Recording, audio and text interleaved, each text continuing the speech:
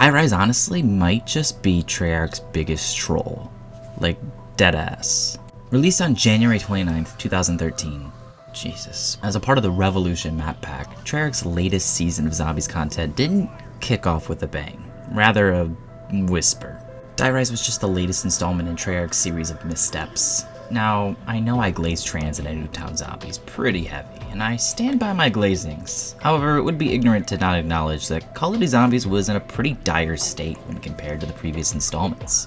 It was clear that fatigue had been setting in the community and hopes of the series recovering dwindled after this map's release.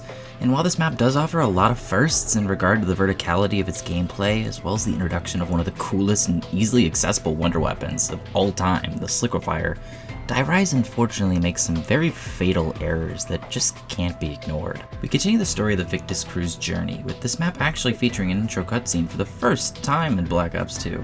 This cutscene shows our characters getting teleported to Shanghai, China, and facing certain death, forcing Richthofen to repeat the cycle by resetting and respawning our characters, much like we do at the end and beginning of each game. Call of Duty Zombies in its heyday loved the idea of cycles and the meta of us, the player, partaking in these cycles each and every time we hop on a map. Play until you die. That's the goal. So, that's nice. Once we spawn into whatever cycle count you're at with Die-Rise, we're greeted with a beautiful spawn room with an even more gorgeous skybox up above.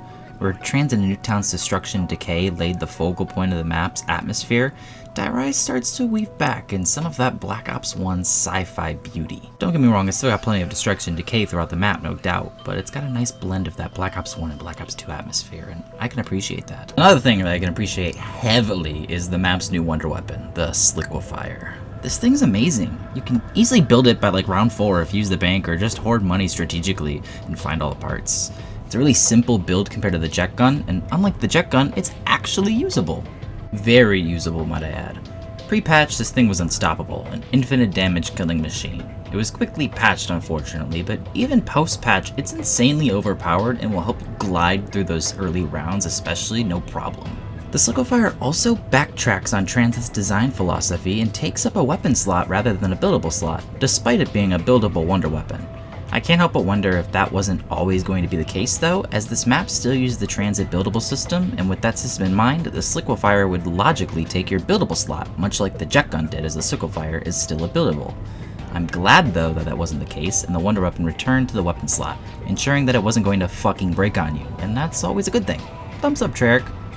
One of the aspects, much like Transit, that I felt went underappreciated was this map's radios and world building.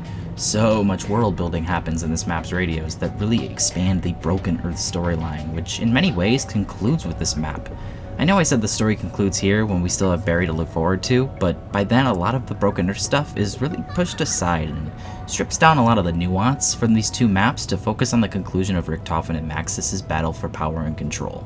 That's no diss on Buried, by the way, just an observation. Anyways, take a listen to some of these radios. They're pretty gnarly. If there's anyone out there, please respond.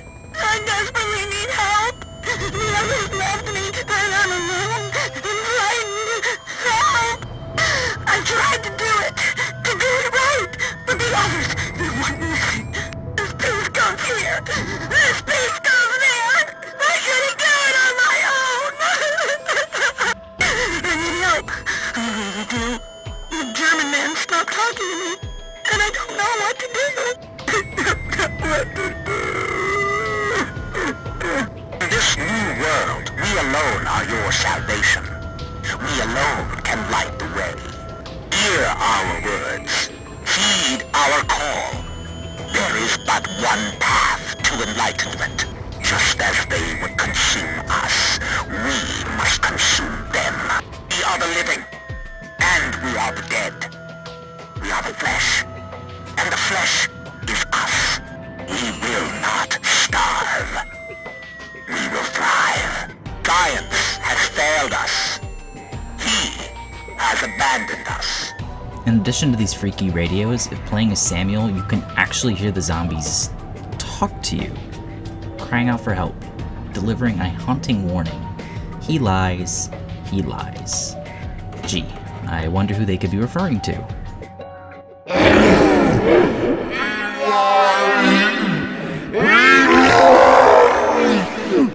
This is such a cool and, dare I say, scary inclusion that's never touched upon again, and it's a real shame, especially when the follow-up map to this storyline, Buried, again, no shade, could have expanded upon this and had even more zombie voice lines in Buried. Again, no shade. It's a shame that Transit and Die Rise were as earth-shattering, no pun intended, as they were for the launch of Black Ops 2 Zombies, as the conclusion for these maps were incredibly rushed, and a lot of the neat world building and atmosphere disappeared along with these maps. That's not to say I don't adore Jason Blundell's direction, because believe me, I do. However, now and then I always kind of wonder what could have been had these launch maps just been better maps. What really kills this map for me though is the gimmick, the verticality. In theory, it's an incredible idea that could have added a lot of unique gameplay elements. In practice though, it falls flat on its fucking face. And let's just rip this band-aid off. Black Ops 2 was the beginning of the no PhD flopper for you era of Call of Duty Zombies, and it's a damn shame, especially on a map where the main gimmick is its heights and verticality. This would have been such a grand reintroduction for PhD, and instead, in its place, we have Who's Who. And honestly, I don't give a shit who is who. This perk is AIDS in a bottle. It's so half-baked, it's depressing. Jimmy and the team even had the nerve to tease PhD in this map when falling down the initial elevator in Spawn. So, yes, PhD is on Die Rise. You just can't access it. Fuck you, Treyarch. A lot of the issues with the verticality could have been solved with PhD's inclusion. And honestly, if Treyarch wanted to shove PhD aside afterwards, that would have been fine, because it would have served its grand ultimate purpose on this map, the one that needed it most of all. It also would have incentivized players who love PhD dearly, such as myself, to play Die Rise more for that PhD flopper experience. But don't worry, because Cell Block and the Wonder Fizz on Origins give PhD far greater purpose. In addition to the annoyance of PhD's exclusion, also comes with the return of random perk spawns. Woohoo! Rather on Nuketown, where they drop down literally at random, Die Rise puts them in individual elevators when you spawn in all at the same time. So all the perks in Pack-a-Punch are available at spawn, the locations are just randomized. Moving along to the Easter egg, it's certainly far better than Transit. However, that's not really saying much, especially when in comparison to Black Ops 1's experiences and future Black Ops 2 experiences, it's simply serviceable. Although again, I'd argue the ending is lackluster, although this time around you are given at least all the perks as reward after lighting up the tower of your choice. Overall, Die Rise is kinda meh. I don't really like it all that much.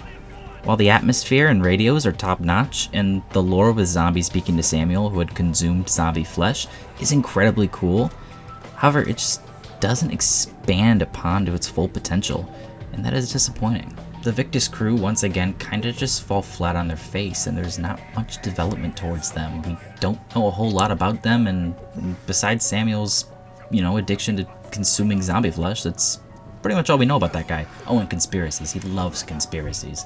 Misty's the badass, Marlton's the nerd, and Russman's the old coot, and that's pretty much all there is to them, and it's kind of a shame. Victus unfortunately never reaches the heights and status that Ultimus, our Black Ops 1 crew and World at War part of, achieved. Mid-bosses make their return in this map if you're not counting town or farm and turning on the Hellhound settings, and they return in the form of the Jumping Jacks, which are just reskinned Nova 6 crawlers, so that's worth noting. Die Rise is without a doubt my least favorite Black Ops 2 map, and honestly I think it shows. This was not a very fun map to revisit, although with that said I can take a moment and say that we made it over the hump. The light at the end of the tunnel is here, and Mob of the Dead will soon be blessing every single crevice of my body. I apologize for that last sentence. I felt like I needed to add more enthusiasm, and overall during this retrospective I'm kind of realizing where this game was headed in the wrong direction, and I can really appreciate what Jason Blundell ends up doing for this series, as without his input, we might not be here right now as a community, and that's worth thinking about, and thanking Jason Blundell and Jimmy Zielinski both for their efforts towards making this series what it is today. From here on out though, thankfully Black Ops 2 offers nothing but absolute stellar experiences, and I'm excited to kick it off with Mob of the Dead. That's gonna be so fun. Before heading out though, I'd like to make a quick shout out to the Die Rise custom zombies map that just recently released for Black Ops 3. This release fixes so many of the issues that plagues this original version on Black Ops 2, so if you have a PC, Black Ops 3 and Steam Workshop, I highly recommend checking out that custom map because it really remasters Die Rise and makes it something that it should have been back in 2013. Anyways, thank you so much for watching. Peace out, guys, and until next time, please remember to like, comment, share, and subscribe, and again, I'll see you in the next one.